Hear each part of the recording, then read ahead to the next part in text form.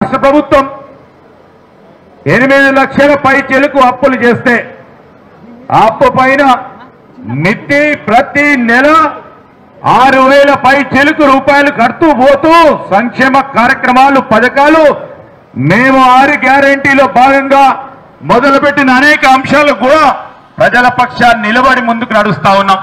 చాలా మంది మహిళా సోదరిమణులు వచ్చారు. ఒక్కసారి ఈ సంవత్సరన్నర కాలంలో మీరు ఒక్కసారైనా ఖచ్చితంగా కూడా మరి మనోహర్ రెడ్డి గారు మొదలుపెట్టిన ఈ నియోజకవర్గంలో మరి ఫ్రీ బస్సు ఉచితంగా బస్సు ప్రయాణం మీరు అందరూ కూడా చేసి ఉంటారు.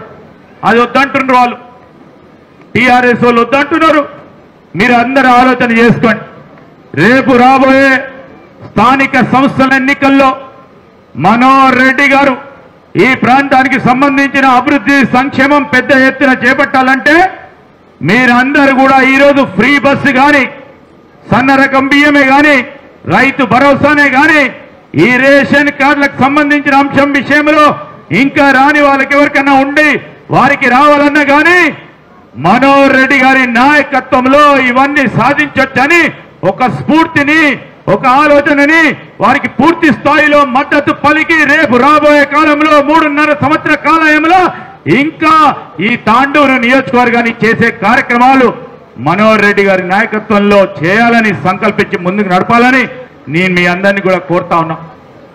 తాండూరు అంటే చాలా ప్రత్యేకత ఉంది. ఇక్కడే పుట్టిన మా ప్రసాద్ గారు ఉన్నారు పెద్దలు.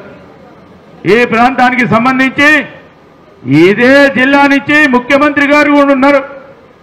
ఇక్కడి నుంచి మా మహేందర్ రెడ్డి గారు ఉన్నారు.